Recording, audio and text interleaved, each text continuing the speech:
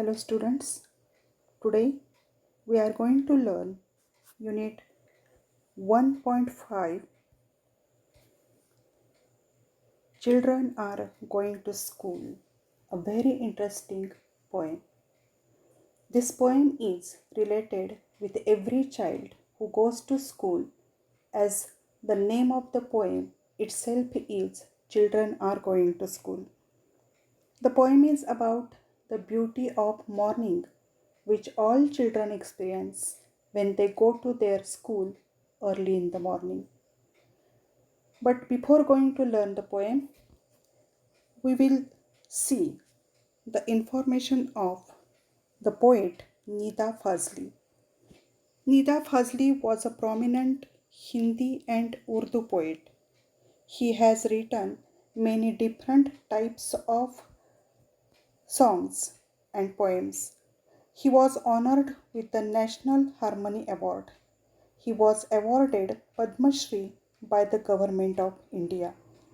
In this poem, he paints a beautiful picture of the early morning when children go to school. In this poem, poet has described sun, trees, flowers as if they are having human qualities. He describes the beautiful picture of early morning when children go to school.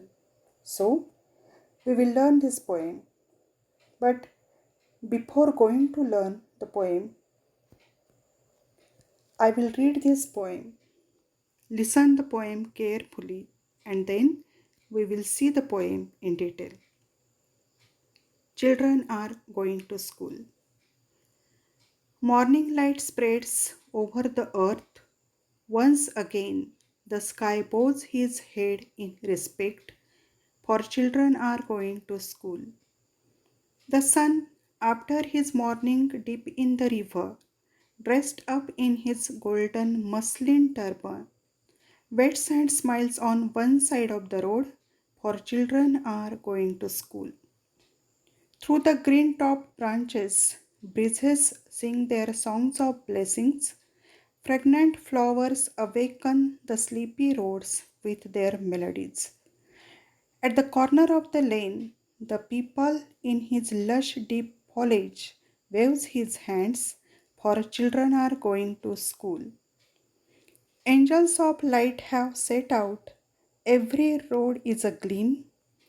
At this hour, every particle of the earth throbs like a mother's heart.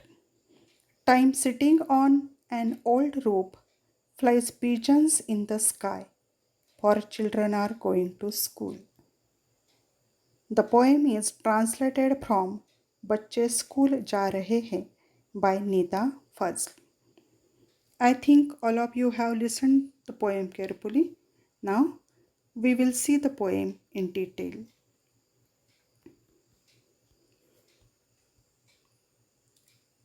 Morning light spreads over the earth. Once again the sky bows his head in respect, for children are going to school. Morning light spreads. Spread means expand, पसरण. Morning light spreads over the earth. In these lines, the poet says that it's early morning and light spreads everywhere on the earth. ह्या ओळीत कवी सांगतो आहे की ही सकाळची वेळ आहे आणि सगळीकडे सकाळचा जो सूर्याचा प्रकाश आहे तो पृथ्वीवर पसरलेला आहे. The sky bows his head. Bow means to bend the head, नतमस्तक होणे. Once again the sky bows his head in respect, for children are going to school. The sky bows his head in respect for children who are going to school. नेहमीसारखा सकाळचा प्रकाश पृथ्वीवर पसरलेला आहे आणि हे आकाशही सकाळी शाळेत निघालेल्या मुलांना अभिवादन करत आहे, त्यांच्यापुढे नतमस्तक होत आहे. Next lines. The sun, after his morning dip in the river, dressed up in his golden muslin turban. Here the poet gives beautiful description of the sun taking dip in the river, and after coming out is dressed up in his golden muslin turban. Golden means colored like gold, soneri. Muslin, a kind of soft cotton fabric, malmal. And turban, a cloth which is tied on the head as headgear. Golden, सोनेरी, muslin, मलमली कपडासारखे आहे. Turban म्हणजे पागोटे, पगडी. The sun after his morning dip in the river dressed up in his golden muslin turban.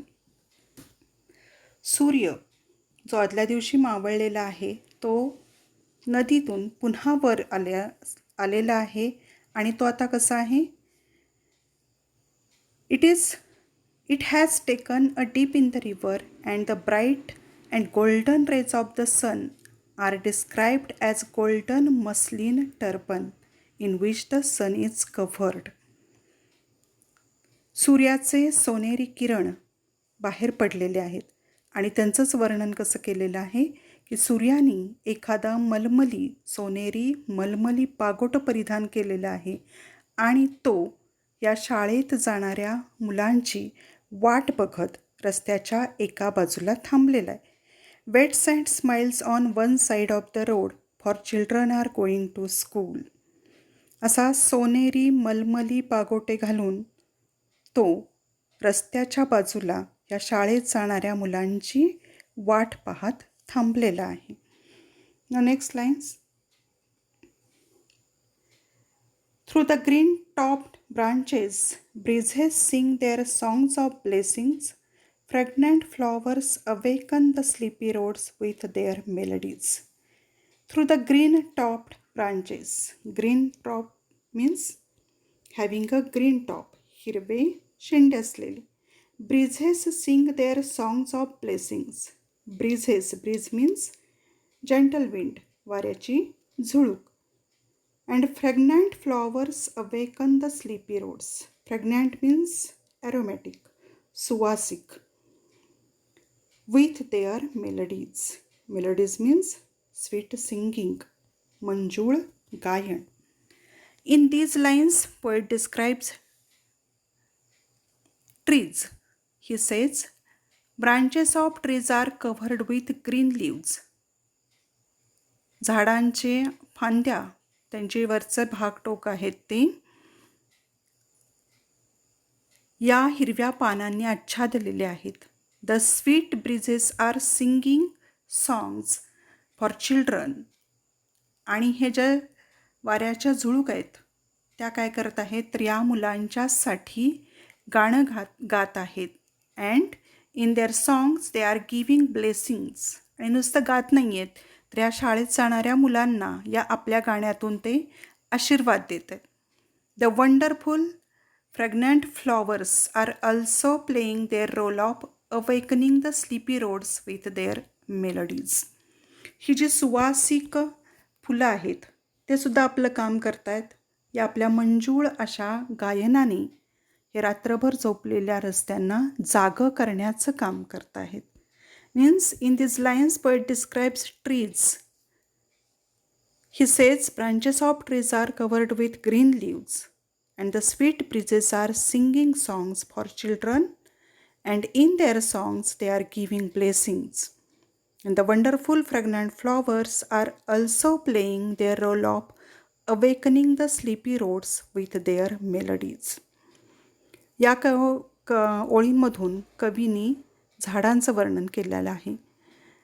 ह्या झाडांच्या फांद्या ह्या हिरव्या पानांनी आच्छादलेल्या आहेत. सकाळच्या वेळेला वाऱ्याची सुंदर अशी मधुर अशी झुळूक या शाळेत जाणाऱ्या मुलांच्यासाठी गाणं गात आहे आणि त्या गाण्यांमधून या शाळेत जाणाऱ्या मुलांना ते आशीर्वाद देत आहे. त्याचबरोबर ही सुवासिक फुलं ते सुद्धा आपलं काम करत आहेत. त्यांचं काम कोणतं आहे तर awakening the sleepy roads with their melodies. आपल्या मंजूळ गायनाने या रात्रभर झोपलेल्या रस्त्यांना त्या जागं करण्याचं काम करतायत. Now next lines. At the corner of the lane, the people in his lush deep foliage waves his hands for children are going to school. Now poet says that at the corner of the lane there is a peepal tree which is covered up with green leaves. आता रस्त्याच्या एका बाजूलाही एका बोळामध्ये हे पिंपळाचं झाड आहे. हे सुद्धा कसं आहे, इन हिज लश डीप फॉलेज.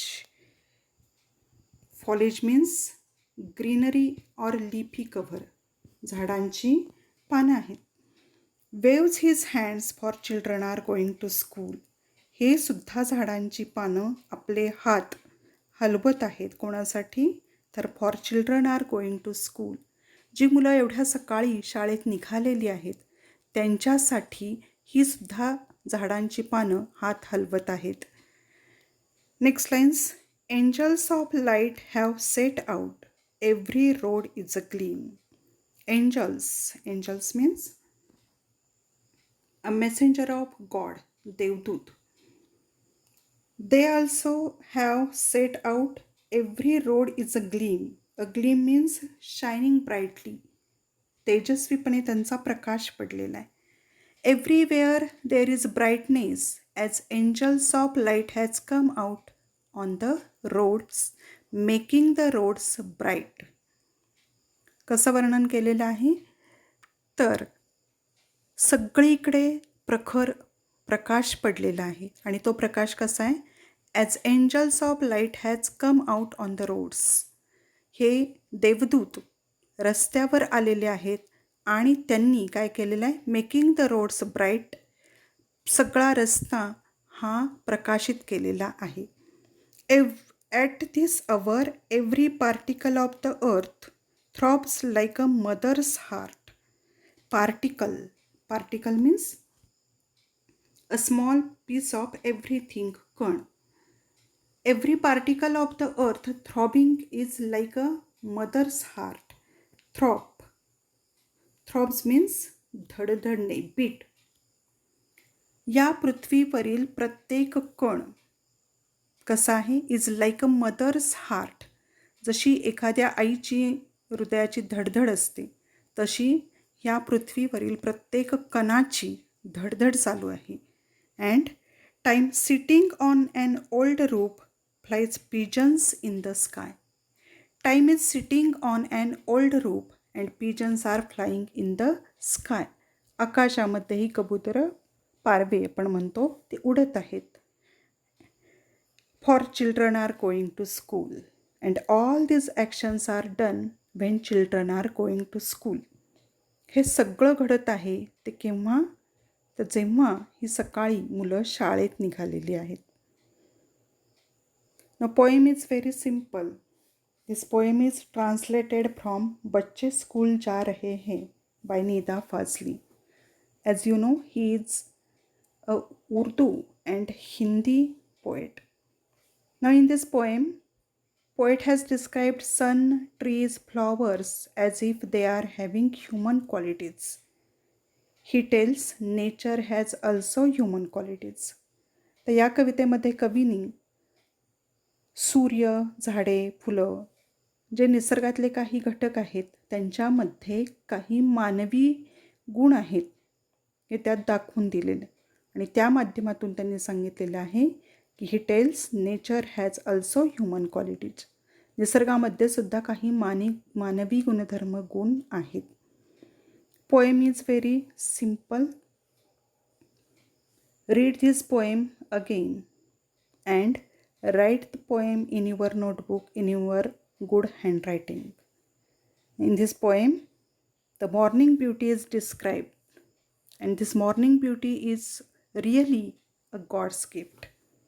तुम्हालासुद्धा जर या मॉर्निंग ब्युटीचा आनंद घ्यायचा असेल सकाळचा तर तुम्हालाही सकाळी लवकर उठून निसर्गामध्ये बाहेर पडलं पाहिजे. म्हणजे आपोआपच तुम्हालाही हा सकाळच्या वेळेचा आनंदाचा अनुभव घेता येईल. I think all of you have understood the poem. Now we will see some activities which are given in your workshop in our next video. Okay, thank you.